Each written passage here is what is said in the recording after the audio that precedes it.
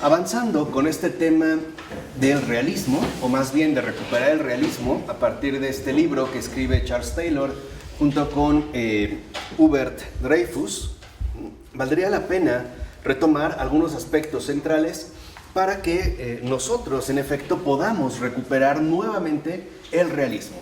Es decir, el realismo como algo concreto, y esto a su vez involucra el que podamos superar ante todo esta especie de cautiverio mental. O sea, de suponer que lo único que nosotros conocemos es a través de las ideas. O sea, en pocas palabras, que todo se reduce a lo que ocurre interiormente en nosotros, ¿no? Digámoslo así, en este sentido, en términos mentales. Pero habría que darnos cuenta, en primer lugar, que nosotros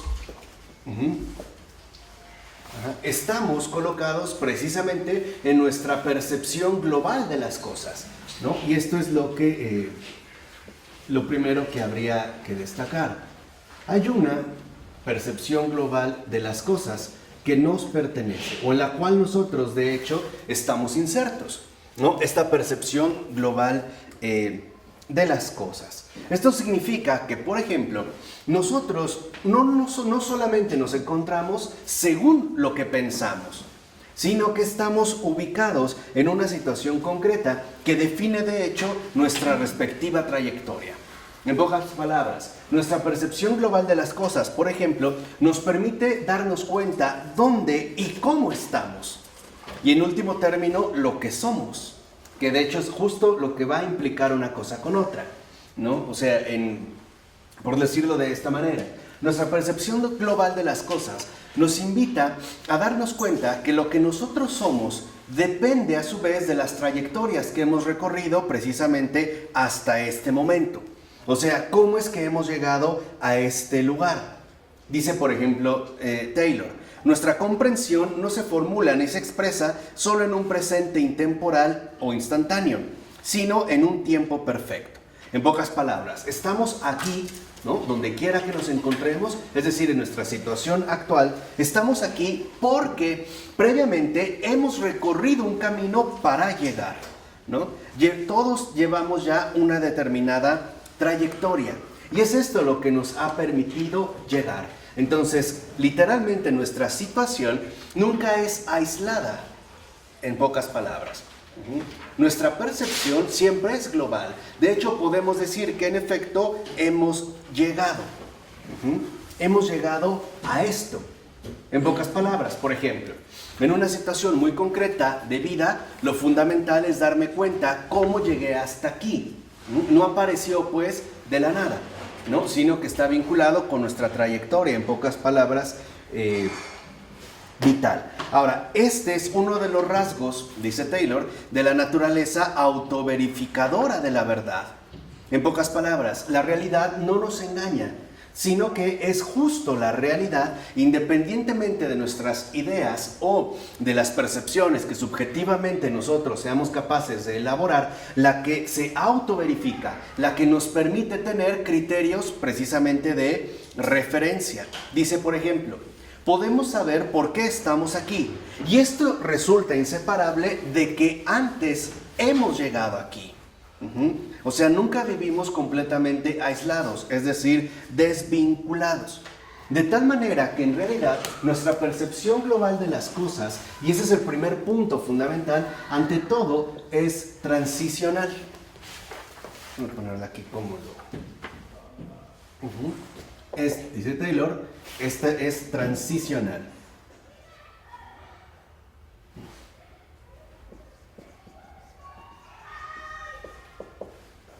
Nuestra percepción global de las cosas es transicional, es decir, siempre nos remite a algo, en pocas palabras, previamente dado.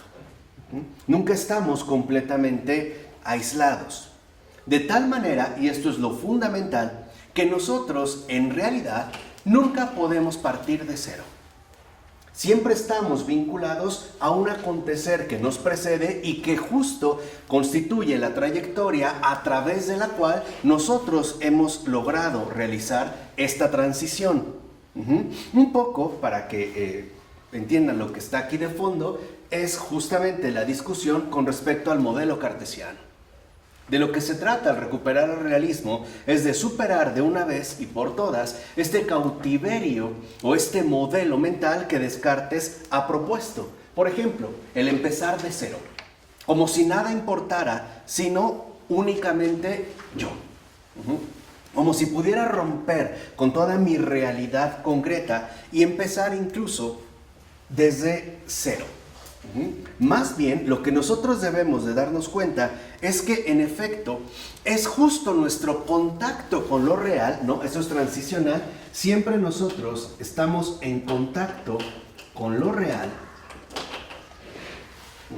de una manera transicional, de una manera vinculada, y es precisamente lo que nos permite salir del error.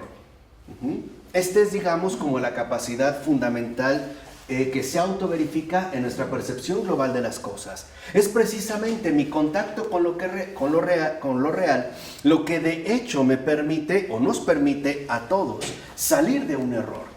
En pocas palabras, ¿cómo puedo yo salir del error en el cual puedo incurrir subjetivamente? Volviendo de nuevo a la realidad. De tal manera que entonces, si estamos en contacto con lo real, no solo es para mantenernos, por decirlo, en la trayectoria recorrida, sino ante todo también para poder salir de el error. Esto, digamos, es precisamente lo fundamental.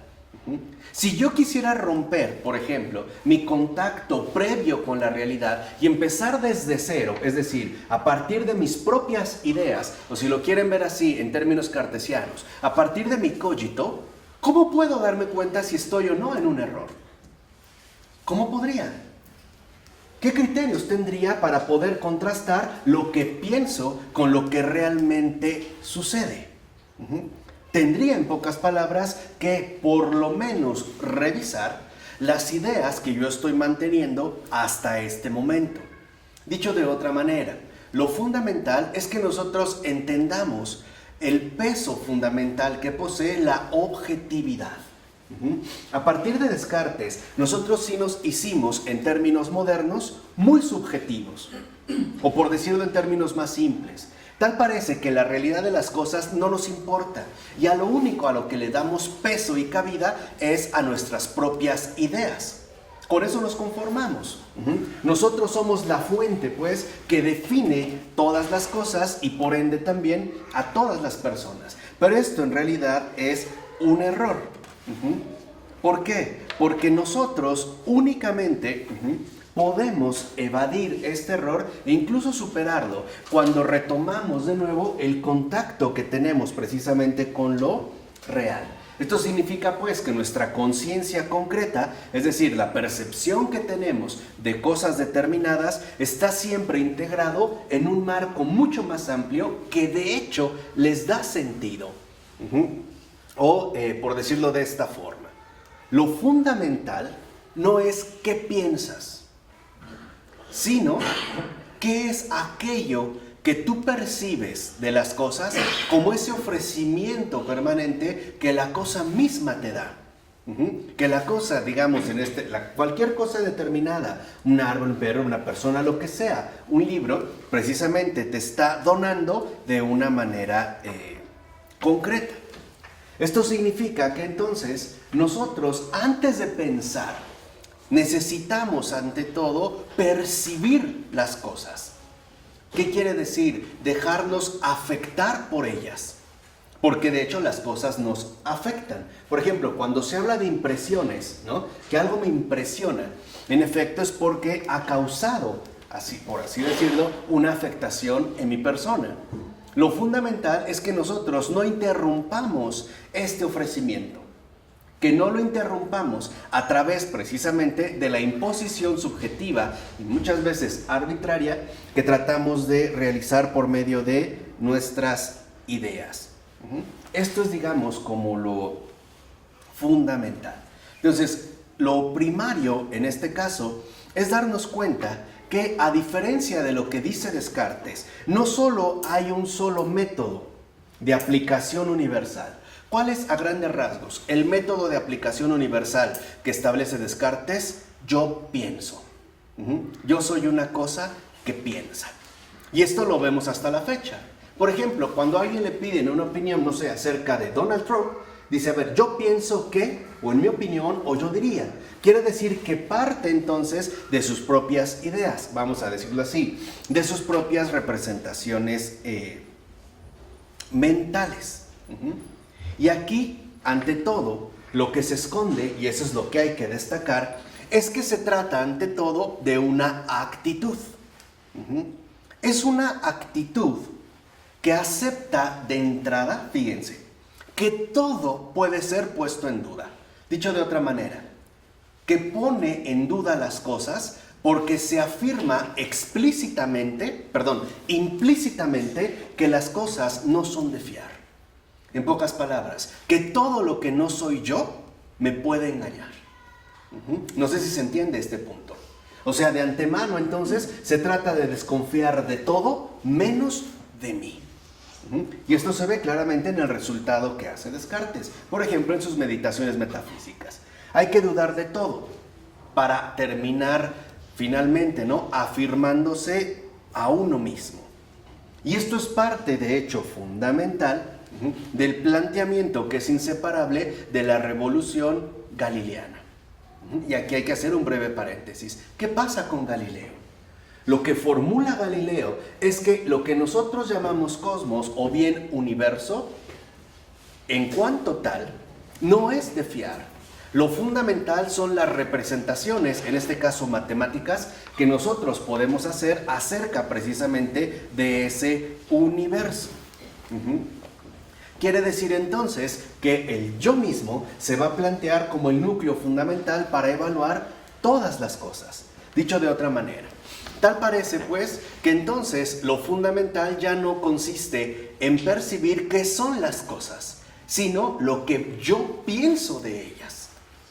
Y esto nos ha desvinculado precisamente de la misma realidad, ¿vale? Entonces, esto es fundamental porque de entrada nosotros debemos de recuperar la confianza en lo dado. Y esto es como el primer paso. Mi contacto con lo real significa que yo, de hecho, debo confiar en lo dado. Por puro sentido común, yo no tengo por qué dudar si esta flor es una flor, o si estoy dormido o estoy despierto. La realidad no engaña. Al contrario, me permite salir precisamente del error, ¿no? Ahí está dado. Ahí no hay precisamente ningún tipo de engaño. Entonces, el problema es cuando nosotros creemos que todo es engañoso menos nuestro propio pensamiento. Y por lo tanto, no lo sometemos a una severa revisión. ¿Cómo podemos corregir una idea? Por ejemplo, te formas una idea acerca de una persona. ¿Cómo puedes evaluar si esta idea corresponde o no con la realidad? ¿Cómo? Tratando a la persona, o sea, entrando en contacto con lo real. Solo así. Entonces, lo primero que ya debemos de dejar de lado es la primacía dada al pensamiento. No es lo fundamental. En un ser humano, literalmente, pensar no es lo primero. Y esto se ve hasta en términos incluso fisiológicos. Por ejemplo, cuando un ovario es fecundado por un espermatozoide, cuando lo masculino y lo femenino se funden en este acontecimiento tan extraño, ¿qué es lo primero que se forma? ¿Alguien sabe? Ok, pero en ese cigoto, ¿qué contiene ya? ¿Qué es lo primerititito que se forma? El corazón. En términos fisiológicos, no el cerebro, El cerebro, de hecho, vendrá mucho después. Es más, cuando nosotros nacemos, ni siquiera tenemos totalmente desarrollado el cerebro. No es tan fundamental como pensamos. Pero sí, por ejemplo, el corazón, esto sí. Y esto es lo primero que se puede detectar, de hecho. Sabemos que ahí donde haya un corazón, hay vida. Obviamente me refiero a un corazón palpitante, ¿no? Por eso nosotros asimilamos, por ejemplo, los latidos del corazón con una manifestación de vida, ¿no? Lo primero que hay es esto, no la cuestión cerebral. Entonces, lo fundamental es que, y esto es lo primario, es que para confiar en lo dado, primero tengo que poner en duda lo que yo pienso. Es justamente lo contrario de lo que hace Descartes. En síntesis, ¿qué hace Descartes? Poner en duda todo para llegar a autoafirmarse a sí mismo como cosa pensante. Lo que nosotros estamos aquí proponiendo es justo lo contrario. Dudar de mí antes que de todo lo demás. Y esto también ciertamente es por puro sentido común. O sea, incluso uno puede decir, ¿será que las cosas son así? A ver, yo pienso que, de acuerdo, pero eso ya manifiesta una postura. Lo importante es que no creamos que por el simple hecho de que lo pensamos es. Eso es lo que quiero que entiendan. En un primer momento. En síntesis, la regla fundamental de nuestra percepción global de las cosas es no perder de vista lo real, aunque esto involucre, por ejemplo, dudar incluso de mi propio pensamiento. O vamos a decirlo así, de mis propias representaciones mentales. O por ponerlo en una imagen más reciente, no todo está dentro de nuestra cabeza. No es así. Por el contrario, las cosas no están dentro de nuestra cabeza. Y por eso nosotros debemos, de alguna manera, de renunciar a esta pretensión, en pocas palabras, de autosuficiencia. Entonces, aquí, digamos, lo fundamental es que nosotros nos demos cuenta, pues, que nuestro pensamiento, en tanto seres humanos, no tiene una autoridad indiscutible. Nuestras ideas, incluso, pueden ser sumamente equivocadas.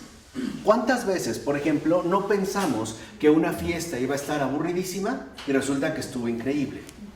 ¿Cuántas veces no pensé que una persona me iba a rechazar y resulta que me recibió muy cordialmente?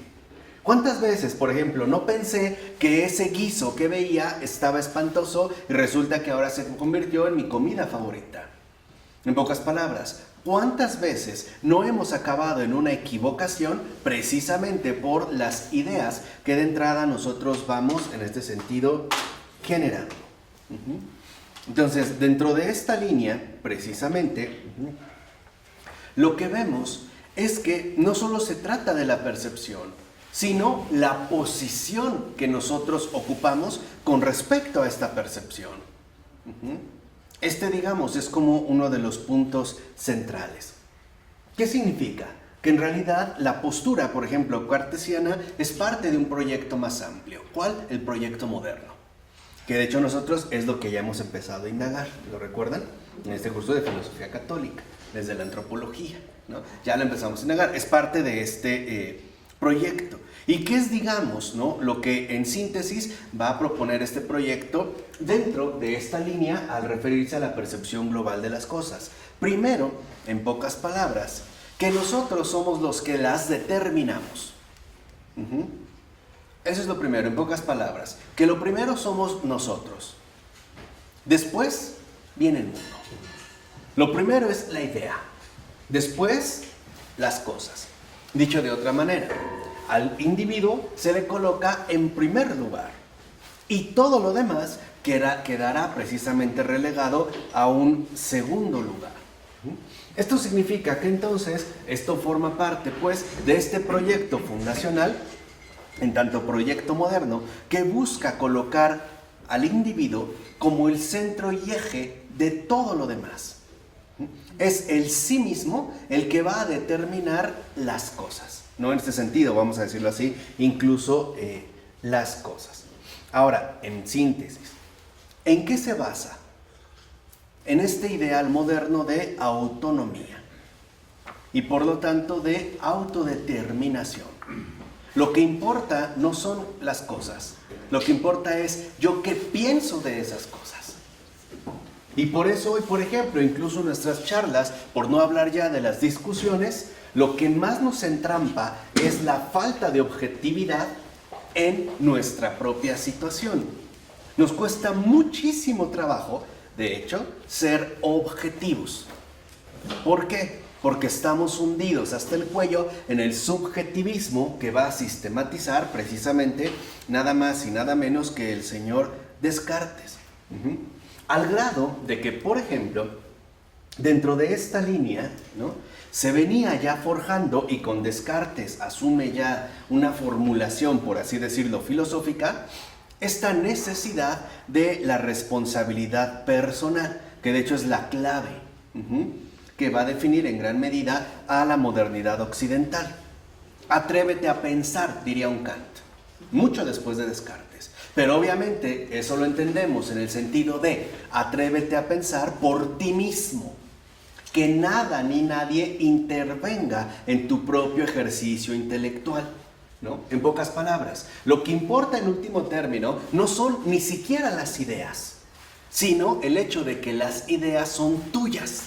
¿Sí lo ven? ¿Hasta dónde está llegando, digamos, la cuestión de... Exactamente. ¿Qué quiere decir? Se va enraizando. De tal manera que lo que está de fondo en nuestro problema es que partimos del yo mismo. Ese es el problema. Y por ello no es casual que en el siglo XX haya habido una contrarrespuesta, ¿no? O una réplica profunda a este yo mismo a partir, por ejemplo, de las escuelas, de las filosofías dialógicas o esas escuelas de alteridad que proponen al otro en tanto que otro como base primordial y no uno mismo. Entonces, dentro de esta línea, ¿no? Cuando nosotros hablamos del yo mismo, lo estamos entendiendo como el principio fundamental de todo lo demás.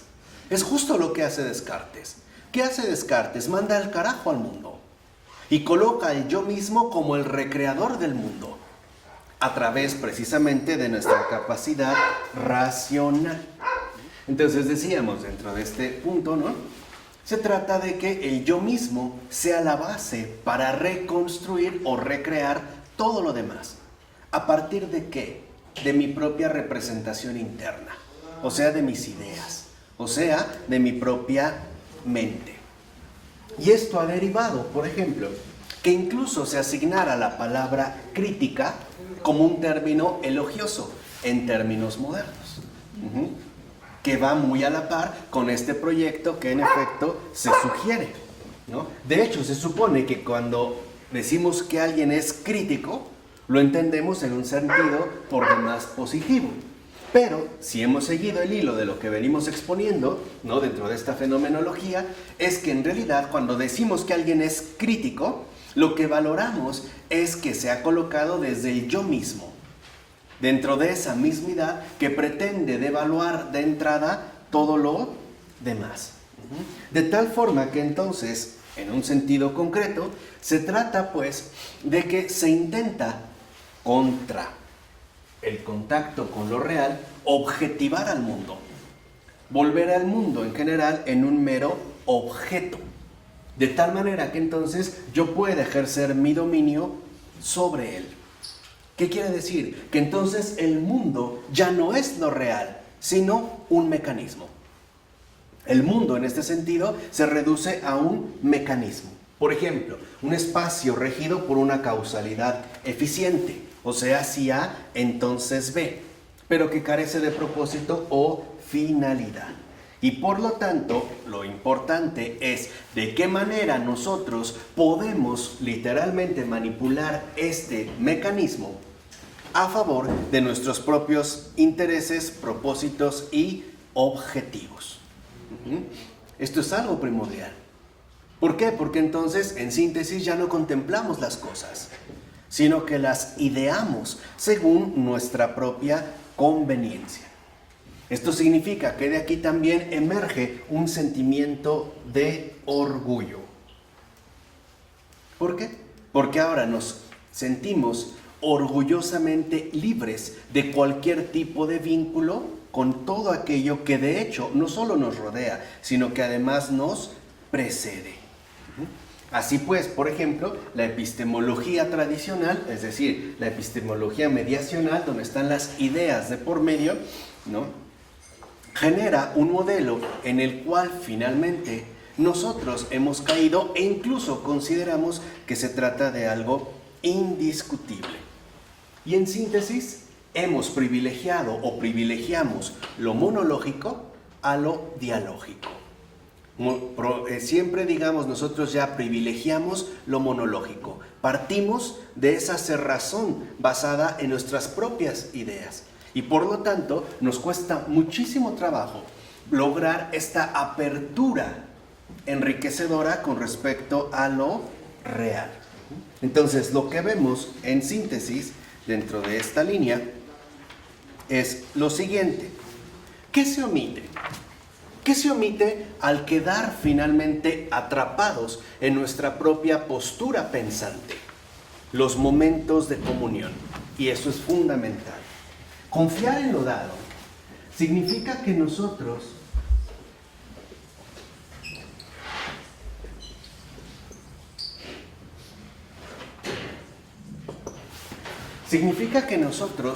todos hemos empezado por momentos de comunión. Estos momentos de comunión significa que nosotros, antes de pensar las cosas, estuvimos en contacto con esas cosas. Antes de que yo pudiera formarme una representación de las cosas ya estaban ahí. Vamos a decirlo de otra manera. Para que yo pueda formarme una idea de un árbol, primero tiene que estar este árbol ahí. Y de hecho, no basta, y esto es lo fundamental, no basta con que el árbol ya esté ahí dado, sino que el árbol se ofrece a mí, se da a mí. Las cosas siempre son ofrecimientos constantes y por eso precisamente son fiables. Por eso yo les decía que nosotros, de hecho, no podemos poner en duda lo dado, la realidad finalmente de las cosas. En estos momentos de comunión, nosotros estuvimos, por así decirlo, en una interacción compartida. Para que yo pueda formarme una idea acerca de una montaña, primero tenía que existir una montaña. Y no solo estaba la montaña y yo, como aislados, sino que ante todo formábamos parte de un ámbito o un trasfondo de comprensión en el cual cada uno de los participantes se vio finalmente implicado. Entonces, cuando nosotros renegamos de lo real para quedarnos finalmente en nuestras propias ideas, atentamos contra estos momentos de comunión. Y bien, nos podemos comportar como unos verdaderos desagradecidos en tanto no reconocemos lo que hemos recibido, o bien, en pocas palabras, como unos orgullosos, en tanto rechazo aquello que previamente me otorgó, por así decirlo, su presencia. Antes de pensar las cosas ya están dadas.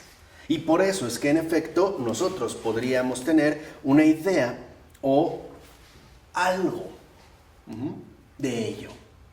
Pero aún la idea, por muy abstracta que sea, siempre partió de cosas concretas. Por ejemplo, aún la idea de maternidad, que ya es bastante abstracta, partió de hecho de una madre que aún sin ser pensada dio a luz. Independientemente de que nosotros tuviéramos o no, en pocas palabras, ese concepto. Esto significa que nosotros no podemos perder de vista que formamos parte de una comunión global. Una comunión global donde la percepción es asimismo global. Nunca es desvinculada. Por ejemplo, si yo voy por el camino y veo una flor, en realidad puedo poner mi atención en esa flor, pero no es lo único que hay. Ni estamos nada más la flor y yo. Aunque lo demás quede como desdibujado, forma parte de este trasfondo. La flor, por ejemplo, forma parte de un camino amplio donde hay hierba o una piedra, incluso aquello que no veo, pero está ahí, está ya ahí dado, al grado de que si yo me acerco a la flor, puede ser que al lado yo vea, no sé, un gusano que a primera vista pasó totalmente desapercibido, pero que forma parte de este entretejido. En pocas palabras, estos momentos de comunión es justamente la base de lo que nosotros llamamos experiencia. Nadie se enriquece por sí mismo. De hecho, todo lo hemos recibido. Todo. Todo es recibido. Absolutamente todo, Todo en este sentido ha sido recibido. Y justamente en esta recepción es donde debemos nosotros explorar esa dimensión y riqueza fundamental. salir de la prisión de las propias ideas o bien de las propias representaciones mentales para acceder de nuevo a esa dimensión amplia, no simplificada. La idea, de hecho, nos puede ayudar. Claro, nos puede ayudar incluso, ¿no?, para forjar o incluso fomentar el entendimiento. Pero lo fundamental es que nosotros nunca perdamos de vista justamente ese trasfondo del cual forman parte, en tanto momentos de comunión, los contenidos fundamentales de nuestra propia experiencia. Dicho de una manera particular, una idea siempre está cargada de la presencia de un montón de cosas. Volvamos al caso de la flor.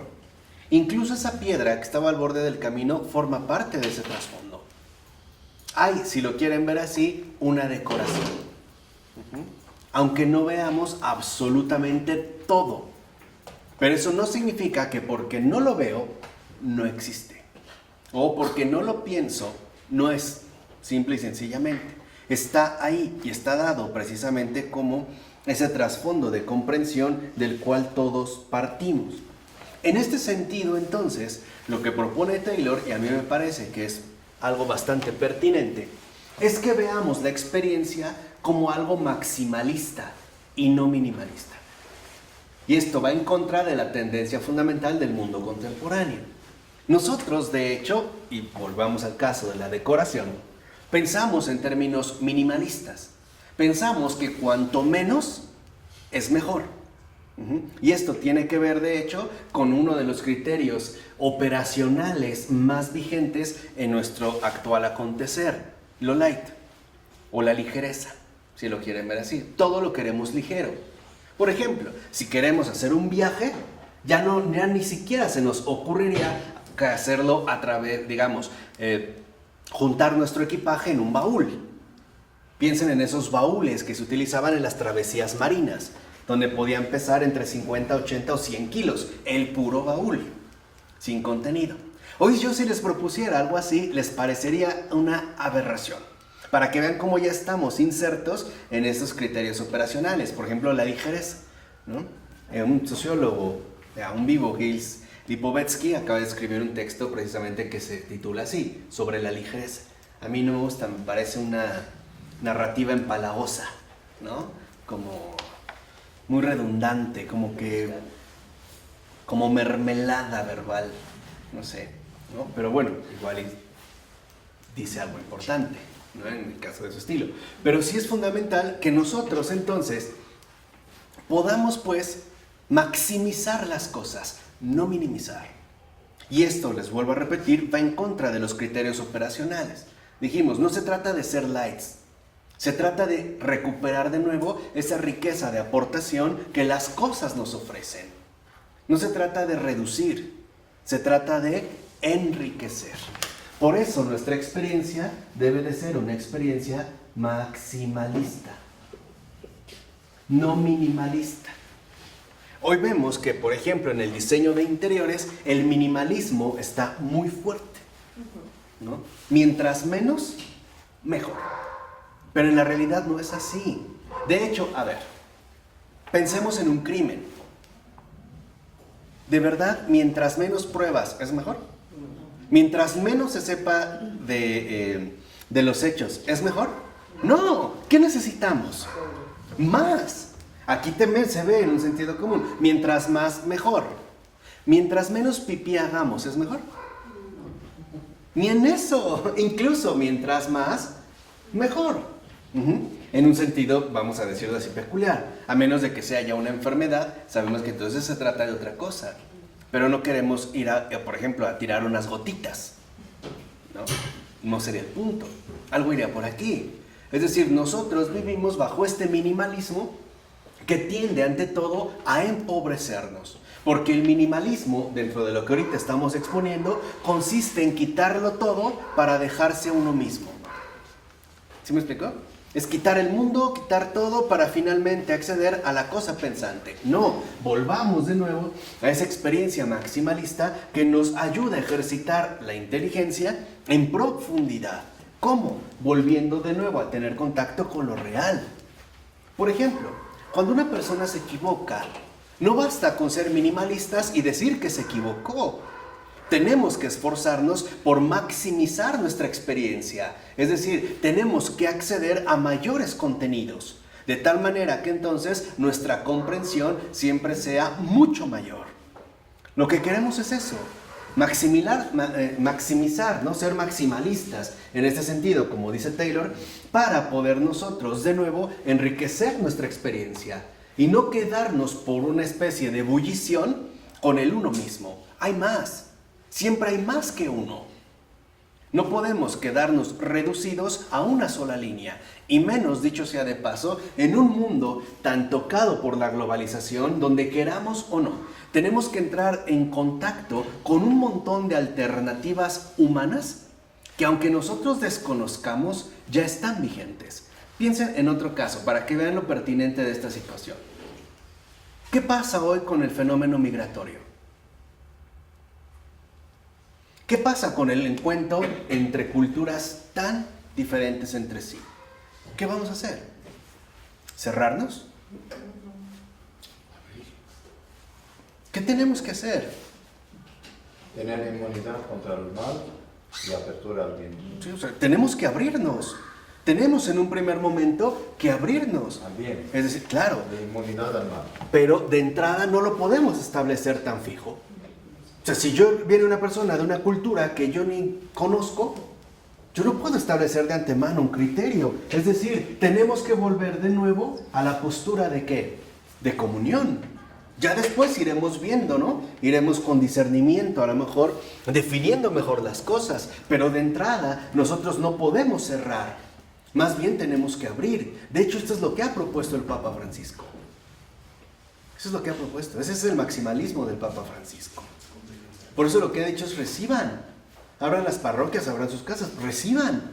¿Por qué? Porque hoy este contacto nos obliga a maximizar nuestra experiencia, volviendo de nuevo a tener contacto con lo real y no quedarnos limitados, por ejemplo, en pocas palabras, a los prejuicios o ideas preconcebidas que tenemos. Ejemplo, ¿por qué alguien sea musulmán es malo? No. ¿Por qué? No. Esto es lo fundamental, o sea, lo que estoy hablando es de entrada. Hoy se están atravesando, por ejemplo, dificultades serias al respecto. ¿Qué hacer en situaciones donde el encuentro es finalmente, ¿no? Ya inevitable, y cómo solucionar este tipo de dificultades? ¿Qué hago? A ver, vamos a ver cómo ocurre en Inglaterra. Han ocurrido ya casos más fuertes. ¿Qué hago con una profesora que da clases usando un hijab? Que sabemos que de hecho es la indumentaria religiosa musulmana. ¿No? Extremista. ¿Qué hago? ¿Qué hacemos? Si yo le digo que no puede dar clase, entonces sería parte, digamos, de una intolerancia, ¿no? O una perspectiva exclusivista. Pero sí, ¿a qué me voy a tener? Entonces, si alguien, por ejemplo, se va a respetar su libertad de creencia, obviamente usando lo que sus creencias implican, ¿qué pasaría si otro es de la religión del cordero degollado y llega con una cabeza de cordero? ¿Qué voy a hacer? Es un poco para lo que vean. En este caso, ¿no? Es importante, pues, que nosotros nos demos cuenta que las cosas no son tan sencillas. Eso es lo que quiero que entiendan. Porque esto nos está llevando literalmente a tremendas frustraciones. Se nos ha olvidado que esta vida es muy difícil, en todos los aspectos, en todos. No es tan sencillo como el mundo nos quiere engañar, por ejemplo, en el mundo contemporáneo. Hoy nos hemos quedado atrapados en la falsa idea de que todo está al alcance de un clic. ¿Cierto o no? Incluso visitar un museo, ya ni tengo que ir, no tengo que hacer cola. Basta con un clic y me puedo poner a navegar. Para hablar con otra persona no tengo que tomarme la molestia de acercarme y entrar en contacto. Hago un clic y listo. Aprieto un botón. La vida no es así. Y lo que quiero que entiendan es que por ello hay tanta decepción. Y también hay que decirlo abiertamente. Por eso también hay tanto suicidio. Porque vivimos bajo un engaño. Nos dijeron que las cosas eran sencillas, que las cosas se daban fácilmente. ¿Qué pasa cuando estamos en la realidad concreta de la vida? ¿Qué sucede? Nos damos cuenta que no es así. Y entonces viene la frustración, viene la decepción, viene la desgana, viene el desánimo, viene la depresión, etcétera, etcétera. Y nos vamos hundiendo cada vez que más y más. Eso es lo que quiero que entiendan. Las cosas no son tan sencillas. Por el contrario, son muy complejas. Y esto es esta postura maximalista. Debemos nosotros volver a la complejidad. Pero hoy, además de ese criterio operacional que mencionamos, hay otro también muy fuerte. Y es que nos hemos vuelto extremadamente pragmáticos. En el sentido, digamos como en el sentido más devaluado de ese término. Porque hoy por pragmáticos entendemos que lo único que esperamos son resultados. Y además inmediatos. No nos gustan los procesos. Pensamos que somos algo así como Harry Potter, que con su varita mágica lo obtiene todo con unas cuantas palabritas, ¿no? Agitar la varita y todo aparece. No es así. En realidad no es tan sencillo. Hoy por ello también, por ejemplo, al creer que todo está hipersimplificado, reducimos no solo la comprensión, sino también ciertamente las dificultades que conlleva la comunión. ¿O a poco de verdad la comunión es algo que se da en automático y de manera simple? ¿Cómo es un matrimonio? ¿De verdad es tan simple? ¿De verdad es tan sencillo? ¿Ahí todo se resuelve con un clic? No. ¿Todo se resuelve con un balazo? Ojalá fuera tan fácil, pero no es tan sencillo. A mí me gustaría que explicaras cómo maximalista en el sentido de profundidad y misterio. Sí, allá es a donde voy. Las dos cosas, sí. Profundidad y misterio. O sea, en este sentido maximalista deseamos de recuperar la complejidad de las cosas. Esto significa, pues, que entonces nosotros debemos crecer y no decrecer, enriquecer y no empobrecer. Porque en efecto, por ejemplo, esta experiencia dentro de este perfil maximalista de complejidad involucra que nosotros, en un sentido concreto, tenemos que profundizar y alcanzar cada vez mayor profundidad. ¿Cómo? A través de superar nuestras propias ideas o bien las limitaciones que nuestras ideas imponen. Esto es, digamos, algo primordial, porque de esta complejidad, en efecto, nosotros vamos a ser capaces de captar esa profundidad. Y esta profundidad es como el punto de reunión entre lo visible y lo invisible. Cuando uno se toma en serio las cosas, en su complejidad, y accede a esa profundidad, lo que aparece en último término ahí es un milagro. Podemos literalmente palpar el misterio. Y es lo que mucha gente ha experimentado. Se ha dado cuenta de que las cosas, así como son, no son tan simples. En realidad son tremendamente complicadas. Tan complicadas que podemos decir que, aunque están en el mundo, no las hizo alguien de este mundo. No vienen de este mundo. O si lo quieren ver de otra manera, ¿no? Proceden de su creador. Esto es fundamental. De hecho, si nosotros realmente nos movemos en la percepción global de las cosas como son, las cosas tal y como son, lo que nos espera no solo es esos momentos de comunión con el mundo, sino en último término con el creador del mundo. Ahí es donde resplandece precisamente el misterio. ¿No es lo que le ha ocurrido a muchos científicos? ¿Por qué los verdaderamente científicos eminentes, por qué no dudan de la existencia de Dios? Porque se han tomado en serio las cosas. Y esto es lo que hoy el mundo sutilmente, o ese es el error en el cual nos está queriendo como hundir cada vez más. No te tomes en serio nada. Todo es a la ligera. Todo es light, todo es simple. Todo está al alcance de un clic. ¿Por qué? Porque en efecto el mal espíritu sabe que si uno se toma en serio una cosa, llegará al creador de esa cosa.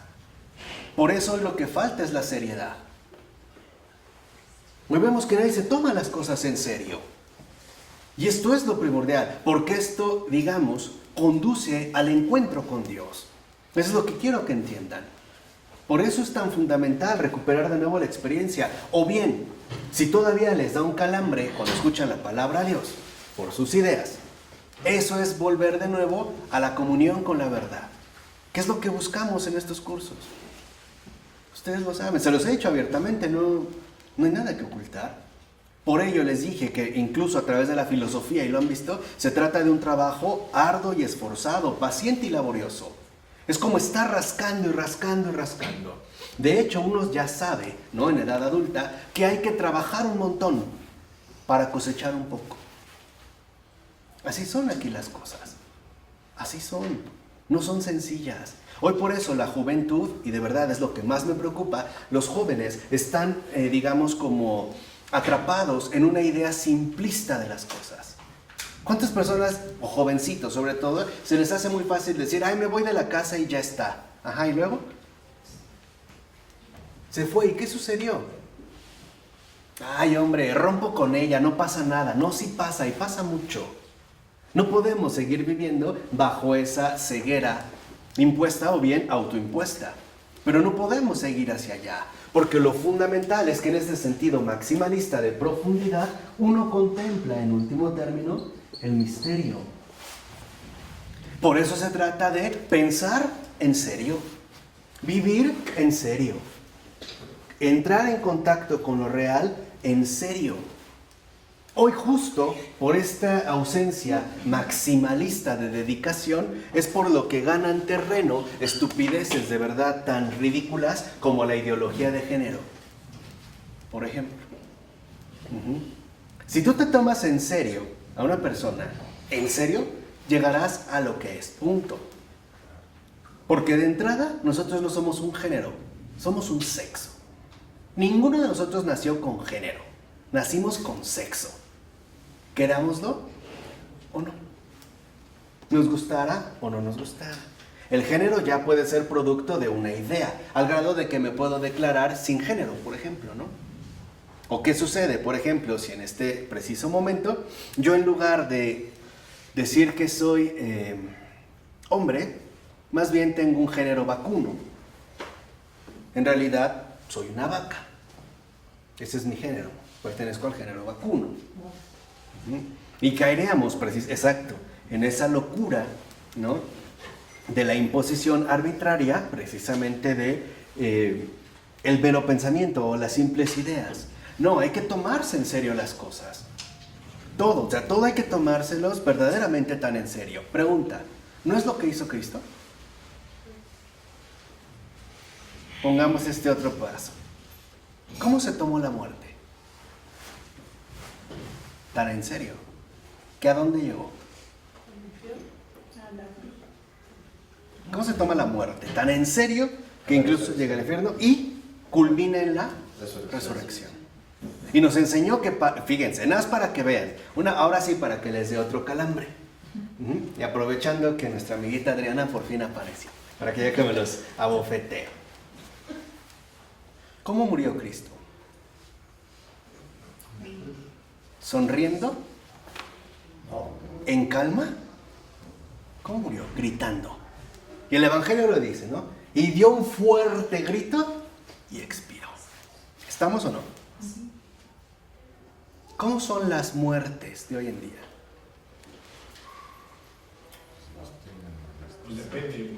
Pero no, digo, las muertes de hoy en día. Tristes. Las muertes programadas.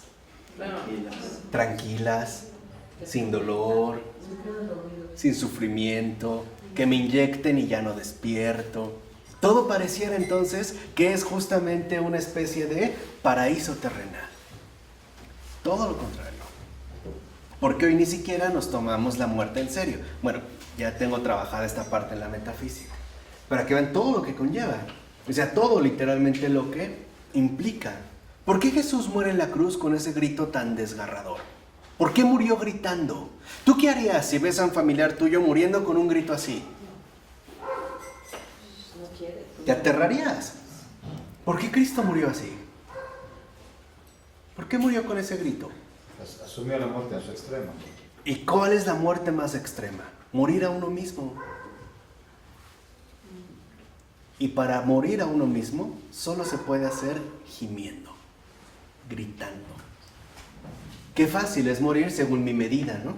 Con una sonrisa puesta, ¿no? Como en una especie de dulce sueño. ¿No es lo que nosotros anhelamos? ¿Cuánta gente no dice, por ejemplo, a mí me gustaría morir dormido y ya no despertar? O sin dolor. Por eso hoy la gente dice, no, si ven que a mí me entuban, que me maten, ¿eh? Que me apliquen la eutanasia, bla, bla, bla, bla, bla, bla, bla, bla, bla. Pero si lo ven, e incluso en ese último gesto, en pocas palabras, que se haga mi voluntad, no la suya. ¿Se dan cuenta o no? Nadie me va a desgarrar. Ni siquiera en el último instante. Quiero que aún ahí prevalezca mis ideas. Y por lo tanto, en pocas palabras, que prevalezca mi voluntad. Lo que yo quiero. Esto es un poco para que vean por qué nos puede causar, ¿no? Como tan profundo contraste cuando nos tomamos en serio las cosas. No se trata de simplificar. Se trata de enriquecer con todo lo que conlleva. No es posible que a los niños de primaria, ¿no? A finales del año pasado, les preguntaran en este país, ¿de dónde vienen las lechugas? Y dijeron, del súper. Es en serio, es un poco... Es gracioso, pero a mí no me dio risa. Me alarmó. Porque entonces quiere decir que si una lechuga viene del súper, no hay trabajo detrás, no hay trasfondo, no hay momentos de comunión. Veamos, tomémonos el caso también de la lechuga. Vamos viendo lo que quiere aquí dar en la percepción. La lechuga no viene de un súper, viene de un montón de trabajo humano que está detrás de ella. Hay gente que es explotada por producirla. Y cuando digo explotada, lo digo en serio, bajo las formas modernas de las esclavitudes disfrazadas. Mal pagados, maltratados, sin ningún tipo de garantía. Entonces al niño se le hace fácil, claro, la lechuga viene del súper, entonces no me como una lechuga. ¿No pasa qué? Nada, siempre hay lechuga en el súper.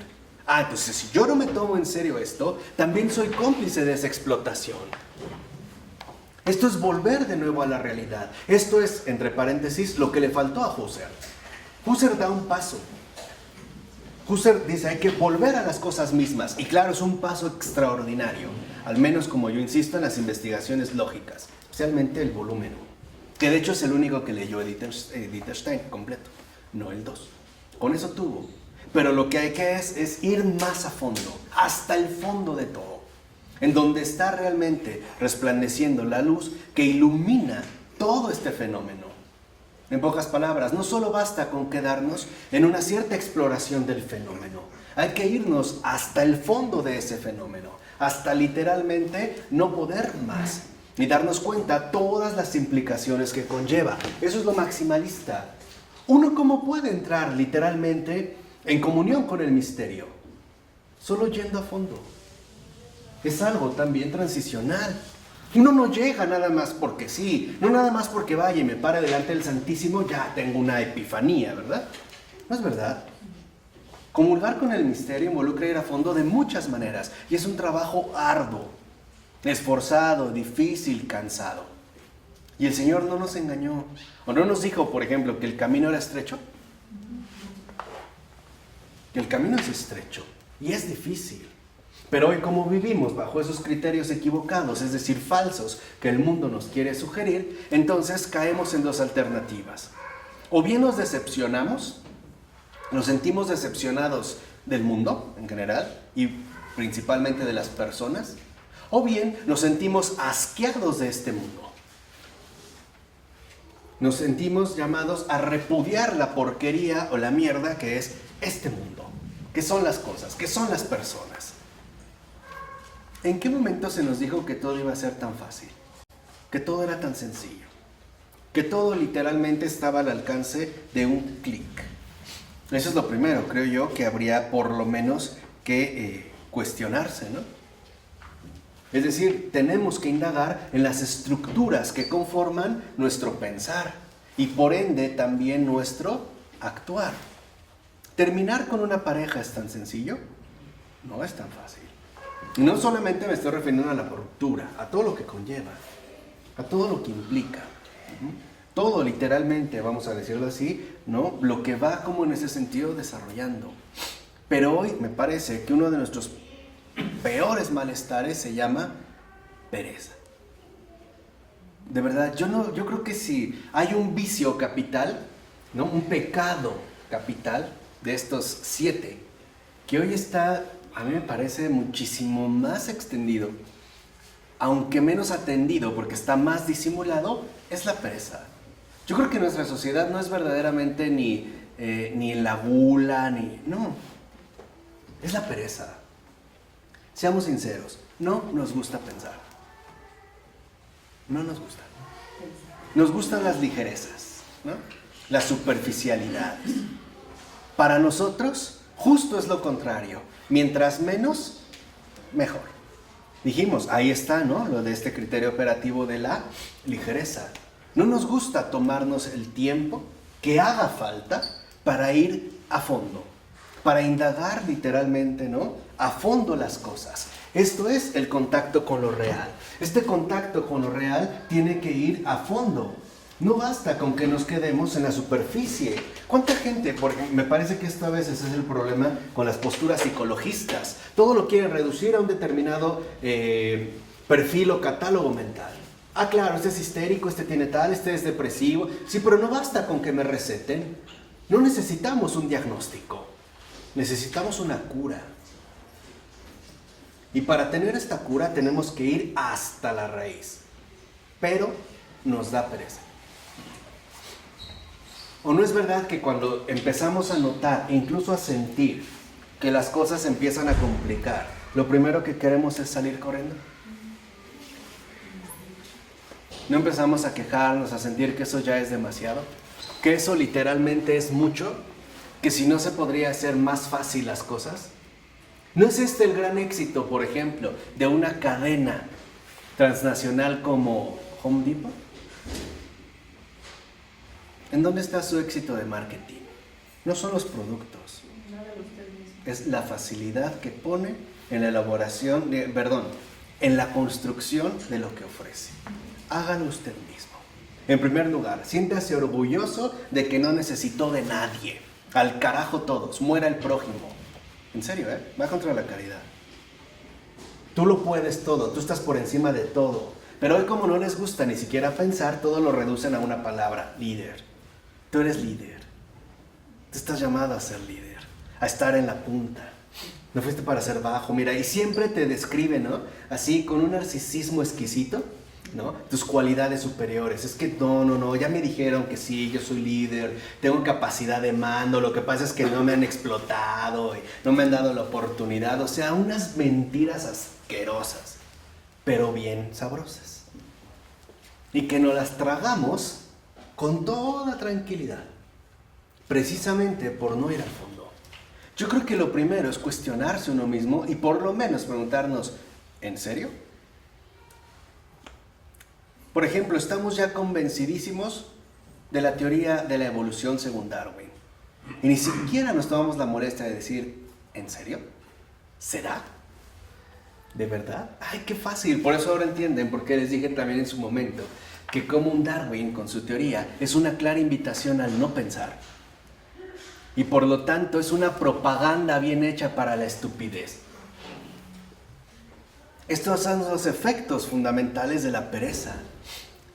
Y conste, yo no estoy diciendo en este sentido que solo me refiero en este caso a la pereza como inactividad física, porque ahí sí parece que nos quieren mover, ¿no? Chécate, mídete, muévete. Hoy todo mundo a correr, todo mundo hace ejercicio. En las mañanas los parques llenos, salen a correr con sus perros. ¿Cuánto llevan con este estilo? ¿3 años? ¿4 años? A partir de la bomba que nos mandaron precisamente por anular los servicios de salud, al menos en este país. Y es la tendencia general. La tirada es no invertir ni un solo peso en nosotros. Ahora, si tú te enfermas, tú te pagas.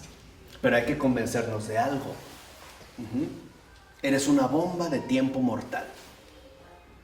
Entonces tú te tienes que cuidar, tú te tienes que proteger y nosotros mismos lo defendemos. Aunque tú pagues, por ejemplo, tus cuotas de seguro, la idea es que en efecto ellos no tengan que gastar absolutamente nada en ti. Estás enfermo y te tienes que curar. Ponte a correr, ponte a hacer ejercicio. ¿O no es el otro gran éxito de estos tiempos los gyms? pilates, yoga, ¿cómo llaman otro? Zumba. ¿Ah?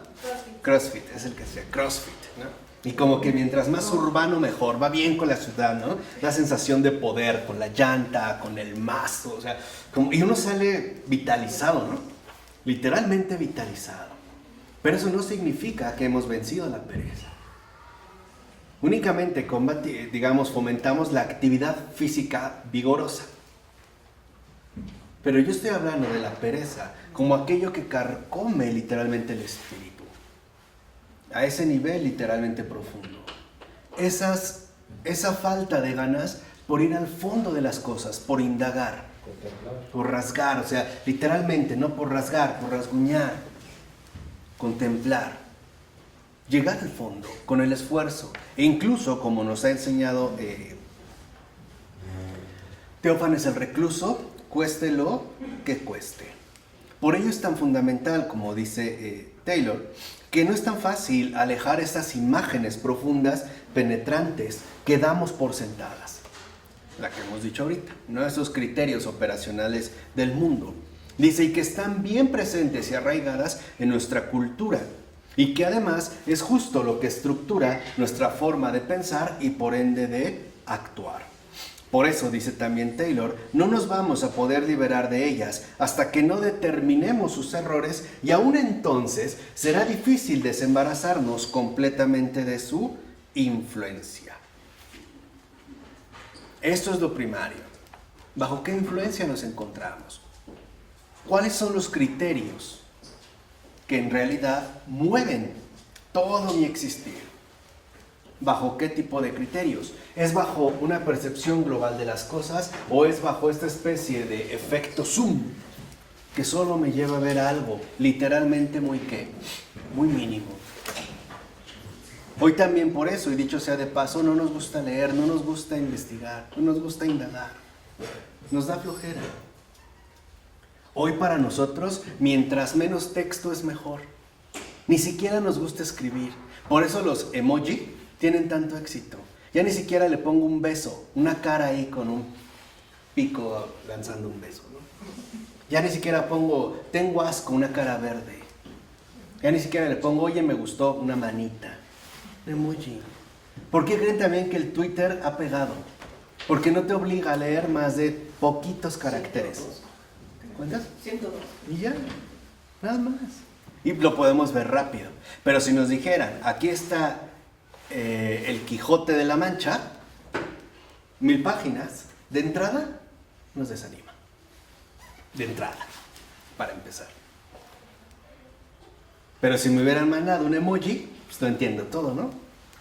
Por eso es que nuestra cultura hoy en día es visual. Por eso digamos que nos cautiva tanto la imagen, ¿no? La visualidad. Todo lo queremos justamente a través de imágenes, a través de hacerlo hecho. Es más, ¿no es este también el gran triunfo que llevó a la televisión a colocarse como algo omnipresente en cualquier hogar del mundo? ¿En qué consiste el efecto de la televisión? ¿Por qué literalmente cautiva tanto? ¿Alguien sabe? ¿O alguien se ha puesto a pensar en eso tan fundamental? Estamos en la percepción global de las cosas, ¿eh? Para que vean que no es abstracto. Te dan todo resuelto. Exactamente. Te invita a dejar de pensar. Siéntate y disfruta. Ahí te va. No tienes que hacer otra cosa. Bueno, comer. Para que te sea más grato. Todo está.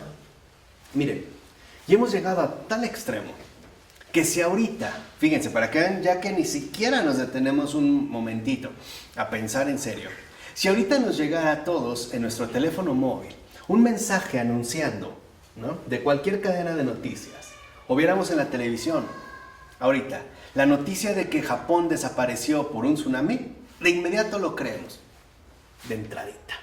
Ni siquiera lo cuestionaríamos, porque para nosotros, en las televisiones, en las redes, en internet, está la verdad. Ahí está la verdad. Lo que se dice no se cuestiona. Es más, hasta si nos llegara que acaba de desaparecer Japón, híjole, hasta yo mismo lo viralizaría. Lo reenvío. Por eso se dan los fraudes. Te mandan, ay, sí, y ni acabo de leer, ni me pongo a leer. Por ejemplo, va a haber una multa del año 2014 y yo lo estoy mirando como si va a entrar en vigor mañana. Ese ya es el colmo de la estupidez, o sea, de la superficialidad. De esa superficialidad estoy hablando. No nos gustan las molestias. Y aquí es a donde quería terminar esta primera parte. El prójimo sí es una molestia. ¿Es una qué? Una molestia. Sí molesta. Sí es una carga. Por una simple razón. Porque no está hecho a mi medida. Ni está confeccionado a mis gustos. Ni es producto de mis ideas. Es una realidad tan viva que me afecta con su pura cercanía. Tal vez desde el olor, su modo, o su carácter, o su perfume, o su tono de voz, o su apariencia, o su forma de vestir, o sus ideas. Pero hay choque. Y esto es lo fundamental. Cuando nosotros perdemos de vista este realismo, justamente lo que nos queda, en pocas palabras, es un desprecio total por todo lo demás. Y es esto otro de los rasgos que hoy vemos también, ¿no?, bastante presentes en nuestro acontecer contemporáneo. Hoy, como nos han dicho, que en efecto el mundo es algo tan fácil, tan sencillo, hágalo usted mismo, ¿no? Por ejemplo, la comida ya hecha, nada más hay que calentar. Ya no tienes ni que preparar una buena vinagreta, un aderezo. Ya está hecho. No más échalo. Y es más, si nos ofrecieran que no solo vamos a comprar el aderezo, sino que también la oportunidad de que cada vez que lo usemos, en un clic aparezca una persona y lo echa a la ensalada, lo adquiriríamos, ¿eh? Y aparte, encantados de la vida. Pero encantados de la vida. Es un poco para que vean a dónde es que en efecto hemos en este sentido llegado. Entonces es tan fundamental que nosotros veamos que el mundo es una realidad compleja, complicada y difícil. Las cosas ciertamente no son sencillas. Hoy por eso hay tanto desencanto generalizado, especialmente entre las juventudes. Todo va a ser sencillo y no resulta. Entonces, ¿qué hago? ¿Qué hago? Lo desprecio. Me desprecio, me desanimo y al fin, o lo ignoro, y al final lo que voy a terminar haciendo no solo es ignorar y despreciar al mundo, sino sobre todo al que es el creador de esta porquería. El mundo entonces será una basura. Eso es lo que les decía, aquí está el truco. Si el misterio, pues, a partir de la postura maximalista, nos lleva a Dios, el minimalismo, justamente lo que va a terminar aniquilando, anulando, es a quién, a Dios. Eso es lo que vemos. Cuando decimos que vivimos bajo un mundo sin Dios, es bajo los efectos que produce el minimalismo. Qué difícil hacer una verdadera pintura. Y aquí tenemos un pintor. ¿Sí o no, Daniel? Qué difícil hacer una buena pintura. Años, ¿qué hay detrás de un buen cuadro? Un sentido profundo y aparte años de dedicación, esfuerzo y trabajo. Hoy piensan que porque alguien da una pincelada ya es artista. ¿De dónde sacan eso? ¿De dónde? ¿Cuánto se tardó Miguel de Cervantes Saavedra en escribir El Quijote? Estuvo en prisión. Como 40. ¿Años? 40 años en... ¿Ya ven? Ya ven lo que les especialmente las generaciones jóvenes. ¿Lo ven? Sí, el libro vaquero lo puede ser en 3 días. ¿Un tuit cuánto te lleva? Texto y dibujo. Segundo, hombre. Y tal parecerá. Es más, por eso ahora ya tenemos una gran opción. Ni siquiera hay que teclear. Hazlo con voz. ¿Se dan cuenta o no? Esfuérzate al qué? Al mínimo. Es decir, bajo este minimalismo. No te esfuerces. No te esfuerces. Porque cuando te empiezas a esforzar, te vas a encontrar con Dios. ¿Entienden lo que queremos plantear? ¿Entienden el por qué es tan fundamental esta percepción global de las cosas? Hoy todo pareciera que en efecto debe de estar al instante, ¿no? De inmediato, sin ningún tipo de dificultad. Resultados inmediatos. Póngase este gel reductivo y bajará 5 kilos en una semana. Y coma lo que quiera, ¿eh? ¿Cómo? ¿Bajo qué? O sea, en pocas palabras, no puede ser posible que hemos llegado a este grado, ¿no? Lo que les decía ya, incluso de verdadera irracionalidad. Esto es lo fundamental. Lo fundamental es que nosotros veamos cómo tomarnos en serio las cosas nos va a llevar finalmente a entrar en contacto con el misterio. Ahí donde está precisamente dada, ¿no?, la presencia viva de Dios. Esto es sencillo, pero realizarlo es lo complicado, porque involucra el trabajo diario del día con qué, del día con día. Hoy si alguien dijera que va a escribir una novela y se va a tardar 40 años, de entrada diríamos que es un estúpido que pierde el tiempo. ¿Para qué? ¿Para qué dedicarse a eso? Por eso es curioso que hasta entre los jóvenes se preguntan, ¿no?, de sus novios o de sus novias. Ah, ¿qué crees? Ya tengo novio. ¿Cuánto llevan? No, pues 1 año. ¿Tanto? Ya les pareció una eternidad, ya se están envejeciendo. Y obviamente como ya llevan tanto, pues hay que renovar las cosas, o sea, cambiar la mercancía. O sea, hasta bajo el criterio operativo del consumo. Nos volvemos rápidamente obsoletos, ¿no? Hay que buscar un cambio. Y esto es lo que hemos olvidado. Ir a fondo involucra que nosotros encontramos una verdadera base. Echamos una raíz profunda. Se trata de que nosotros, en pocas palabras, nos basamos en la roca firme, que no se mueve. ¿No es ahí donde se colocan los cimientos de cualquier tipo de elaboración arquitectónica? ¿Para que ésta no se remueva? ¿Y a quién le llamó Jesús roca? A Pedro. ¿Y quién es Pedro? La piedra de la iglesia. ¿Qué quiere decir? Si uno realmente se toma en serio el mundo, encontrará el sustento de la iglesia. Justamente los que rechazan la iglesia es porque ni siquiera se han tomado en serio el mundo. A las cosas, a eso me refiero. A lo dado, a lo creado, a lo que está ahí fundamentado. Eso no es justamente lo que también Teófanes el Recluso nos sugería al decir que hay que espiritualizarlo todo. ¿No es ello? En los ejemplos que nos dio incluso la clase anterior, hay que estar sobre roca, porque la roca es firme. Cuando uno no está sobre la roca, uno finalmente va a ir a la deriva. Seremos sacudidos por cualquier viento, ya por no hablar de una tempestad. Si no estamos realmente afianzados en la roca, seremos arrastrados a donde nos lleven, y ni siquiera seremos capaces de poner, en pocas palabras, un alto. Iremos de aquí para allá, de aquí para allá, haciéndonos vanas ilusiones. Creemos que ya un dulcecito es la gran maravilla. Y no nos hemos dado cuenta, literalmente, de toda la gravedad que esto conlleva. Hay que ir al centro, literalmente, y eso involucra entonces muchísimo esfuerzo. De tal forma que tenemos que replantear, sobre dónde estamos colocados. ¿Dónde realmente, en qué se basa toda mi existencia? ¿En dónde está enraizada? ¿Cuál es su base?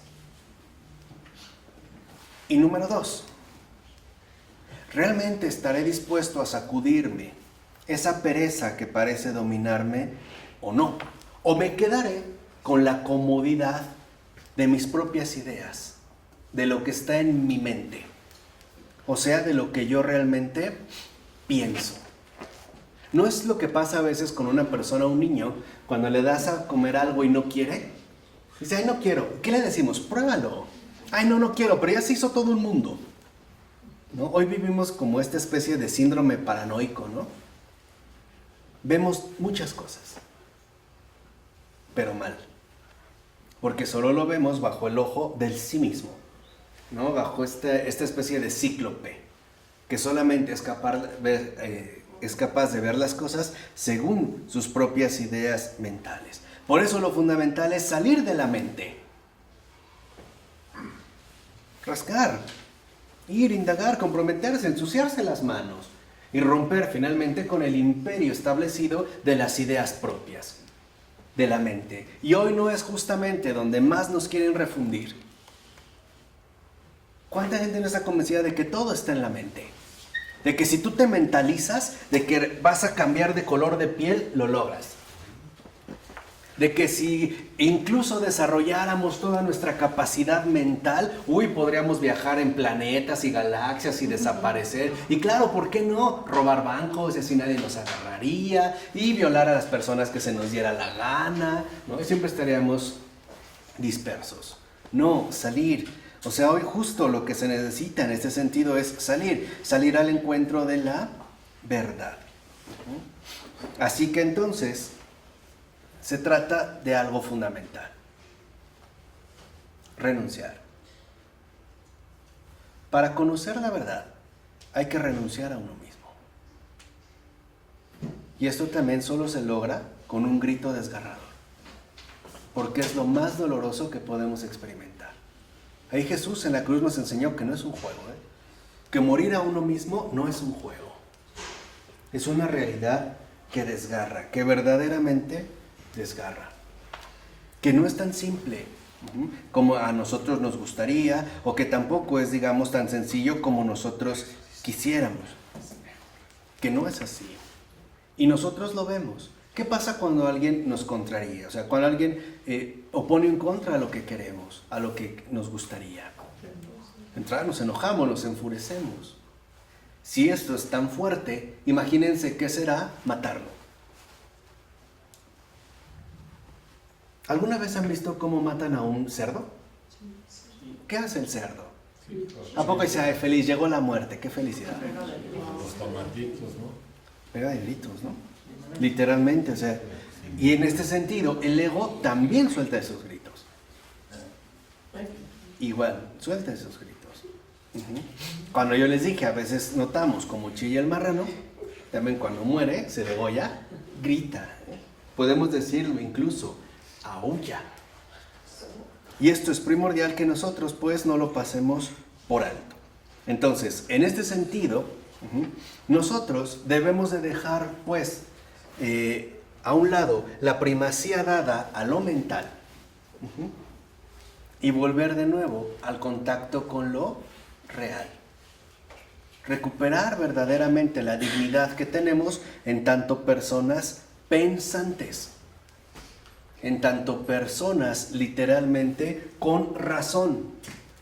Antes se hablaba del uso de la razón. Hoy quizá podemos hablar de la razón en desuso, obsoleta. Hoy lo importante es no pienses, consume, compra. No indagues. Piensa por ti mismo. Ten finalmente ideas. Y además, y peor de todo, ideas prefabricadas. No cuestiones. Porque si cuestionas, quizá te encuentres con la verdad. ¿De acuerdo? En nombre del Padre, del Hijo y del Espíritu Santo. Amén.